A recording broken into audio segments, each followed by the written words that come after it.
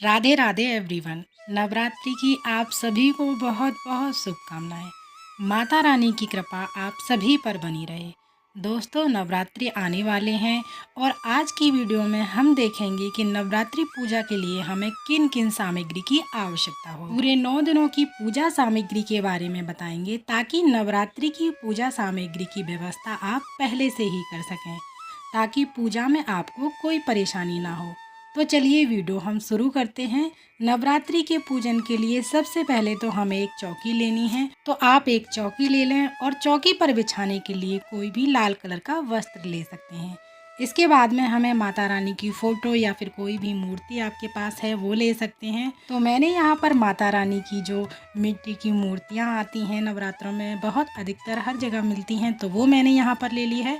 और साथ ही हमें गणेश जी की कोई भी फ़ोटो अथवा मूर्ति ले लेनी है। तो मैंने यहाँ पर गणेश भगवान की एक मूर्ति ले ली है, क्योंकि गणेश जी का पूजन भी हमें साथ में ही करना होता है। इसके बाद में हम साथ में ही पूजा की जो बेसिक चीज़ें होती हैं वो हम ले लेंगे।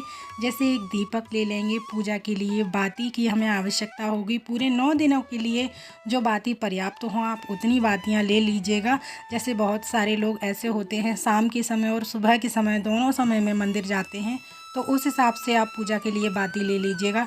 आप लंबी या फूल बाती आप अपनी इच्छा अनुसार ले सकते हैं। इसके बाद में हमें ज्योति को जलाने के लिए घी लेना है, तो आप अपने इच्छा अनुसार जो भी घी लेते हैं आप वो ले लीजिएगा। हमें यहाँ पर देसी घी लेना है। और साथ ही अगर आप अखंड ज्योत जलाना चाहते हैं तो आपको एक अखंड ज्योति का बड़ा सा दिया लेना होगा और अखंड ज्योति की बाती भी आपको अलग से लेनी होगी। आप चाहें तो ये बाती घर पर भी बना सकते हैं या आप चाहें तो मार्केट से भी खरीद कर ला सकते हैं।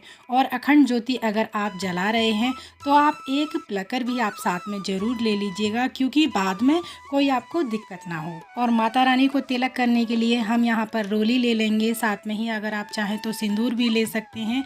वस्त्र स्वरूप ही समर्पित करने के लिए हम यहाँ पर कलावा ले लेंगे। आप एक धूप ले लें। नवरात्रि की पूजा के लिए आप कपूर ज़रूर ले लीजिएगा। इसके साथ ही हम इलायची ले लेंगे।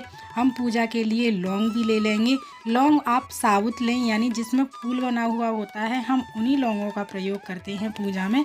और हमें चावल ले लेने हैं, तो चावल टूटे हुए नहीं होने चाहिए, साबुत चावल होने चाहिए। और चावल हमें जो थोड़ी मात्रा उनकी ज़्यादा लेनी है, क्योंकि कलश स्थापना करेंगे, अष्टदल कमल बनाते हैं, तो ये सभी चीज़ों के लिए हमें साबुत चावल की आवश्यकता होती है। और साथ ही आप कुछ दक्षिणा जरूर ले लीजिएगा। अपनी सामर्थ्य अनुसार आप दक्षिणा जरूर समर्पित करें। अगर आप नवग्रह की स्थापना करते हैं तो आपको सुपारी की आवश्यकता होगी। अगर आप नवग्रह की स्थापना नहीं करते हैं तो फिर आपको 2 सुपारी की आवश्यकता होगी। और साथ ही कलश में डालने के लिए आप गंगा जल ले लें। ज्वारे बोने के लिए हमें एक मिट्टी का कोई भी पात्र ले लेना है और साथ में ही हमें मिट्टी भी ले लेनी है। आप चाहें तो घर के बर्तन में भी ज्वारे उगा सकते हैं।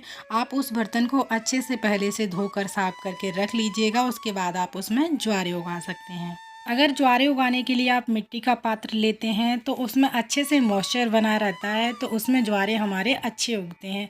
तो आप हो सके तो मिट्टी का बर्तन ही यूज़ करें ज्वारे उगाने के लिए। कलश की स्थापना के लिए हमें एक कलश लेना है।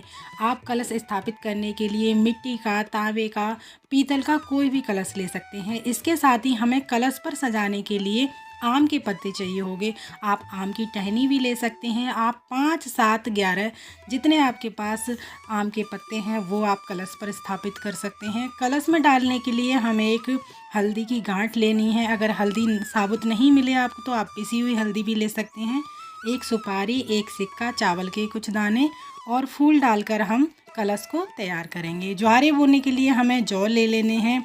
कहीं कहीं पर गेहूं बोए जाते हैं, तो जिस तरह से आपके यहाँ जौ या गेहूं बोए जाते हैं तो वो आप उस हिसाब से देख सकते हैं। और इसके साथ ही हमें एक कलश पर स्थापित करने के लिए एक पानी वाला नारियल लेना होता है। तो पानी वाला जब भी आप नारियल लें तो पहले उसको बजाकर देख लीजिएगा उसमें पानी है या सूखा तो नहीं है, तो क्योंकि हमें पानी वाला ही नारियल लेना होता है, सूखा नारियल हमें नहीं लेना है।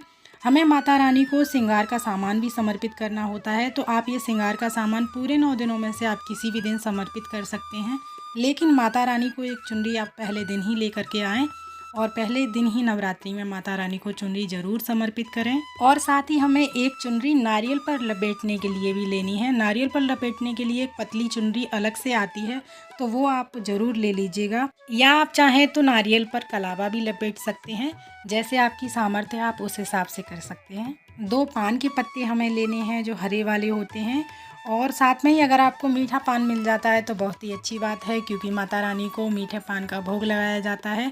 नहीं तो आपको अगर पान के पत्ते मिल जाते हैं तो वो भी, उनमें भी आप भोग समर्पित कर सकते हैं। भोग के लिए हमें बतासे चाहिए होंगे, और नवरात्रि की पूजा में बतासे का विशेष महत्व होता है, तो आप बतासे ज़रूर लेकर आएँ। और साथ में ही पंचमेवा का भी आप भोग लगा सकते हैं। भोग के लिए साथ ही मिश्री आप ले लीजिएगा। अगर आपको बतासे ना मिले तो आप मिश्री ले सकते हैं, और मिश्री ना मिले तो आप बतासे ले सकते हैं। इन दोनों में से आप कोई भी एक चीज़ ले सकते हैं। पूजा में समर्पित करने के लिए आप फल भी ले सकते हैं, जो भी ऋतु अनुसार आपको फल मिल जाते हैं वो फल ले सकते हैं। रोज़ाना पूजा के लिए 1 लोटा आप जल ले लीजिएगा, और साथ ही हवन करने के लिए आप गाय के गोबर के उपले ले लीजिएगा। और आप हवन करने के लिए कोई भी मिट्टी का कुंड ले सकते हैं, या फिर कोई मिट्टी का बर्तन आप ले सकते हैं। हवन करने के लिए हवन की सामग्री भी आप साथ में ज़रूर ले लीजिएगा। साथ ही पूजा में समर्पित करने के लिए हम फूल ले लेंगे, या आप फूल माला भी ले सकते हैं। एक माचिस ले लेंगे, कलश भरने के लिए पानी ले लेंगे। ये वो सामग्री है जो पूजा के लिए हमें चाहिए होगी। ये सारी बेसिक सामग्री है। आप चाहें तो इसमें और भी सामग्री बढ़ा सकते हैं। इतनी सामग्री तो हमें पूजा के लिए चाहिए ही चाहिए होगी। नवरात्रि की पूजा के लिए ये सामग्री की वीडियो अगर आपको पसंद आई हो, आपको अच्छी लगी हो, तो प्लीज़ वीडियो को लाइक ज़रूर कीजिएगा। साथ ही हमारे त्योहारों से जुड़ी वीडियोस देखने के लिए हमारे चैनल को सब्सक्राइब करना ना भूलिएगा। तो फिर मिलते हैं अगली किसी और वीडियो में। तब तक के लिए आप सभी को राधे राधे, जय माता दी।